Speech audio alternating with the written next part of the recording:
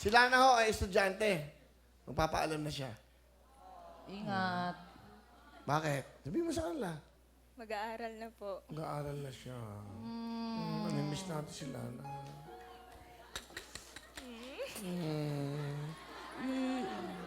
De, okay naman yun. Kaya nga, Lana.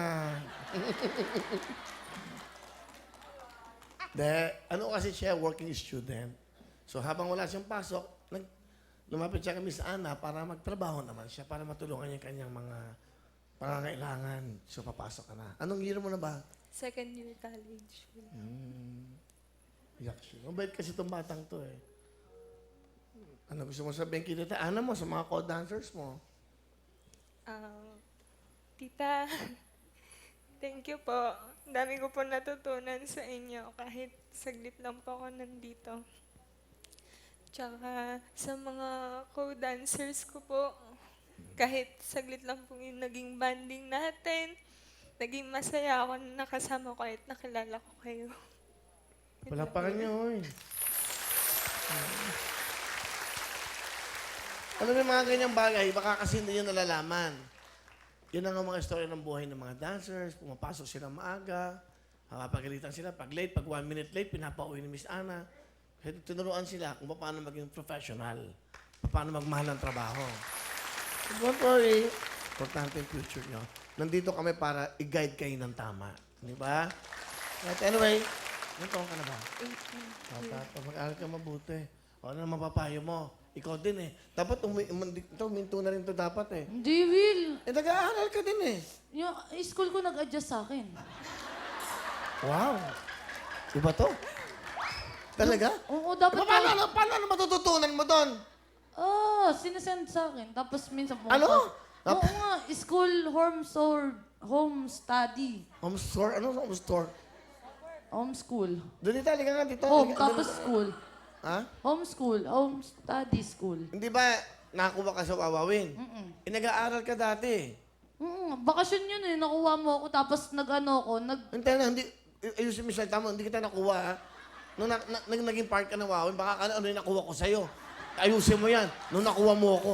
Hindi, nung ako dito, napasok ako dito, tapos naging wawawin na family na ako. Oh. Nagpunta ako sa school, sabi ko, Ma'am, ayoko mag-stop talaga eh. Sumisinghot pa. Ayoko talaga mag-stop, ma'am eh. Baka naman, ma'am. Sige na pa, ano. Sige, sabi sa akin ng ma'am ko, hindi ko kilala masyado si Ma'am Che. Ma'am Che, thank you ah. Sabi niya sa akin, sige, ganito na lang.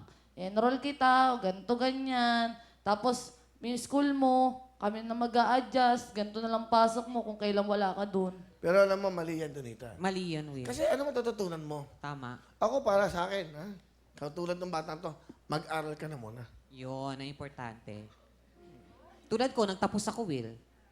Nakapagtapos ka. Nakapagtapos ako, education. Ito, Graduate nakapagtapos, di ba? O yan, nakapagtapos. Ikaw, Magtatapos ako, Will. paano ka magtatapos nagtatrabaho ka? Oo. Hindi ko pinapabayang pag-aaral ko. Eh, hindi ka nga pumapasok ng eskwelahan eh. Uy, pumapasok ako pag wala ako dito. Unfair naman sa Hello, mga... Will. Isang araw lang pinagbigyan nila sa akin. Saan? Doon sa PE namin. PE, kinuha mo PE lang? Hindi. Doon, ayun lang yung natamaan. Yung PE. Pero ano Mali. advice mo dito? Siguro, ano ba advice mo? Aral mo na siya? Tama? Oo. Lahat dito, mga magulang halos yan. Mas magiging masaya ang Ano? magulang pag Hinto nagtapos. mo na siya dito, aral mo na? Oo. Nag-aaral naman ako eh. Oo. Grabe na. Iba ang pag-aaral sa eskwelahan mismo. Oh. Ano?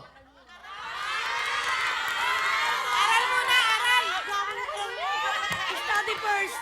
Study first Study daw. first. Oh. Ha? Nay? Makinig ka, makinig. Ah. Mag-aral muna para maging maganda ang maging buhay mo. Umuwi ka na.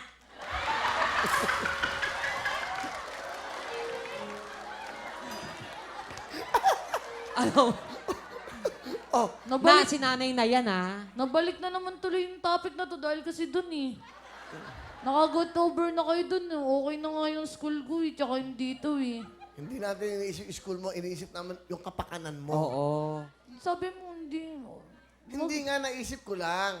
Kasi mag-aaral siya eh. Oo. Ako magbabayad ng matrikula mo. Magtapos ka Yun, muna. ang maganda. Hello, week scholar na ako. Ay, diba? 3 times a week is cola. Kasi nga, pag tinanggal mo ako doon, mawawala nga ako doon. Bakit? Siyempre, dahil dito, kaya nila ako ni scholar.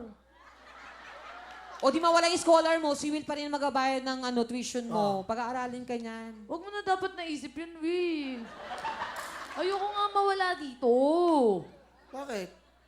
Dito na lang nga ako, tsaka nag-aaral ako maigi. Alam mo yun, sobrang, di ba, kulang ako sa pag-iisip sa school. Dinodoble ko, Will. Uma, kasama mo si Donita. Payo nga. Dinodoble ko. As Hindi in. nga pa pwedeng gano'n, Ipon. Iba kasi ang training pag nasa eskwelahan ka, iba na Kaya aminin mo na, araw-araw Donita. Sa totoo, kinausap ako ni Donita. Isang gabi. Kawawa si Hipon. Babalik ako dito para isave si Hipon. Paano si-save? Kaya gusto ko makapagtapos siya ng pag-aaral. Sinisave ka niya. Tama ba?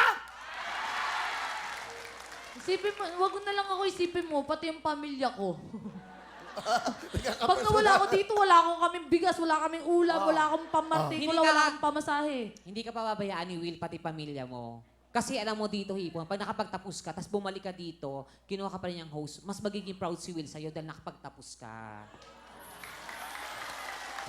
Kung gusto mo maging proud talaga, magpakalalaki ka nga. Diba? Ayusin mo yung buhok mo, yung pilik mata mo, tanggalin mo yung boses mo, ayusin mo din. Kaya ko naman eh. Ano bang problema? Mag-ano ka, magpantalong ka, magmaangas ka dito, pakita mo din. O gusto mo ikaw nang jowain ko? Basta lahian mo ako, no? Ayoko! Yeah.